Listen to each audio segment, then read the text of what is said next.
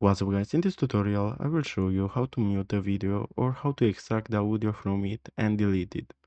So the first thing that we have to do is to bring to our timeline a video that has audio, like this one. What's up guys, in this video I'm gonna show you how this is the last tutorial that I posted.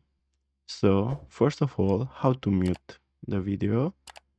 All you have to do is to go to audio, then at volume you will decrease it all the way to the left, like so. And now the video has no audio.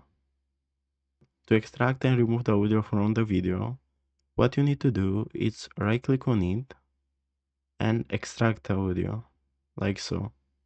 And now the audio is on a separate timeline. So what we need to do now is right click on it and delete it.